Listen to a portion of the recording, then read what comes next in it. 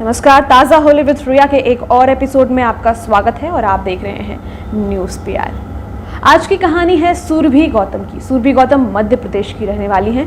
2016 में उन्होंने UPSC crack किया, लेकिन सिर्फ यूपीएससी नहीं, उन्होंने और भी एग्जाम्स क्रैक किए हैं, वो भी लगातार। तो उनके बारे में हम आपको और डिटेल में बताएंगे, लेकिन उससे पहले बताते हैं कि सुरभि गौतम शुरू से पढ़ने में काफ़ी तेज थी, बट हिंदी मीडियम से उन्होंने पढ़ाई की थी, जिसकी वजह से उन्हें काफ़ी बुली किया जाता था, परेशान किया जाता था, टीज किया जाता था।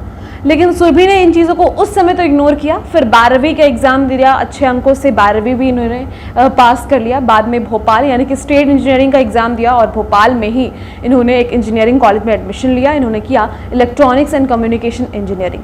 बट जब इंजीनियरिंग में गई तो वहाँ इंग्लिश वॉज वेरी इंपॉर्टेंट और इसको लेकर उन्हें काफ़ी टीज किया गया, बुली किया गया, क्लासमेट्स के द्वारा, टीचर्स के द्वारा समझाया गया कि इंग्लिश जो है वो बहुत ज़रूरी है।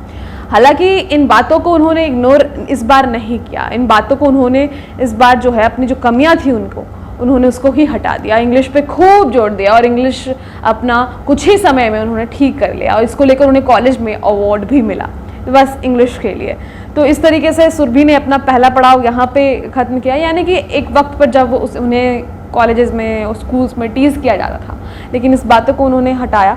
और आपको बता दें कि इंजीनियरिंग के बाद उनके मन में पहले ही ललच थी आईएएस ऑफिसर बनने की, सिविल सर्विसेज में जाने की।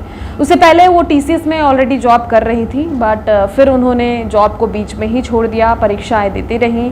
और आपको बताते हैं कि उन्होंने ISRO, BARC, GTE, MPPSC, SAIL, FCI, SSC, Delhi police, इन सभी जगहों में वो चयनित हो चुकी थी।